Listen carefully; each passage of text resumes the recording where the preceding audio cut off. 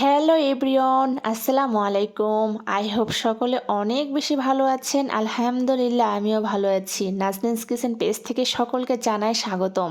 সকলে কেমন আছেন অবশ্যই কমেন্টে জানাবেন। আর আমার ভিডিওগুলো যদি আপনাদের কারো কাছে ভালো লাগে অবশ্যই বেশি বেশি করে শেয়ার করে আমার পেজের পাশেই থাকবেন। আজকে আমি শেয়ার করব ভরপুর আমের মৌসুমে আম মাখা ও আনারস মাখা। আপনাদের কাছে কোন ফলটা সব থেকে বেশি পছন্দের অবশ্যই কমেন্টে জানাবেন। আমার কাছে তো আনারস মাখা অনেক বেশি পছন্দ, এই জন্য আজকে আমি শেয়ার করলাম আমি কিভাবে আনারস মেখে খাই। প্রথমে আমি আম কিভাবে মেখেছি সেটাই আপনাদের সঙ্গে শেয়ার করব। এই জন্য আমি প্রথমে 5টা আম নিয়েছি, তারপর ভালোভাবে ছিলে নিয়ে পরিষ্কার করে নিয়েছি।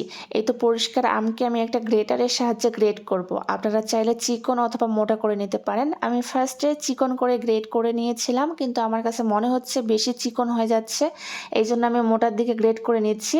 এটা আপনারা বটির সাহায্যে বা ছুরির সাহায্যে করে নিতে পারেন, ওইভাবে খেতে অনেক বেশি ভালো লাগে। আম যেভাবে মাখা হোক না কেন খেতে কিন্তু দুর্দান্ত হয়। এই তো আমি এইভাবে সবগুলো আম গ্রেট করে নিয়েছি। এখন আমি এই আমটাকে বোম্বাই মরিচের সাহায্যে মেখে দেখাবো। আর বোম্বাই মরিচের টেস্টটা এত বেশি ভালো লাগে, এখানে ঝালের পরিমাণটা একদমই আপনাদের টেস্ট অনুযায়ী দিবেন।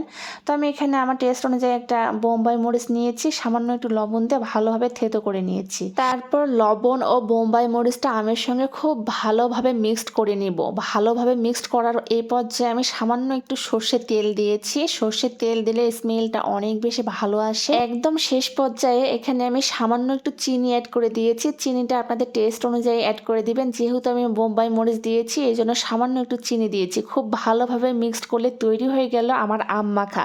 কি বন্ধুরা, আপনাদের মুখে কি পানি চলে আসতেছে? তাহলে আমার বাসায় চলে আসুন, একসঙ্গে সকলে এনজয় করে খাওয়া হবে। তারপর আমি দেখাবো এখানে আনারস আমি কিভাবে মেখেছি সেটারই একটা প্রসেসিং।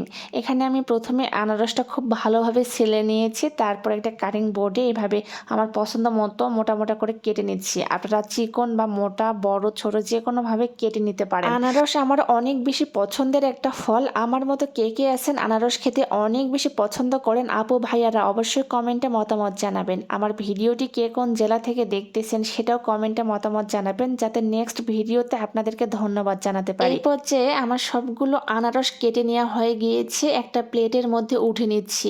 আনারস যেভাবেই মাখি না কেন আমার তো অনেক বেশি পছন্দ। আমি সব কিছু বাদ দিয়ে আনারসটা আগে টেস্ট করব, এত বেশি পছন্দ আমার। তারপর আজকে আমি আনারসটা কাঁচা মরিচ দিয়ে মেখে দেখাবো। আপনারা চাইলে শুকনা মরিচ অথবা বোম্বাই মরিচের সাহায্যেও আনারস মাখাটা মেখে নিতে পারেন, খেতে কিন্তু অনেক বেশি ভালো লাগে। আমি কাঁচা মরিচের সাহায্যে আজকে দেখে দিচ্ছি। এখানে আমি সামান্য একটু টেস্টি বিট লবণটা অ্যাড করে দিয়েছি, তাহলে টেস্টটা অনেক বেশি ভালো আসে। হাতের কাছে টেস্টি বিট লবণ না থাকলে রান্নার লবণটাও অ্যাড করে দিতে পারেন। এই পর্যায়ে সবগুলো উপকরণ খুব ভালোভাবে মিক্সড করলে তৈরি হয়ে গেল আমার মজাদার আনারস মাখা। আমার ভিডিওটি আপনাদের কাছে কেমন লেগেছে অবশ্যই জানাবেন। আজকের মতো আল্লাহ হাফিজ।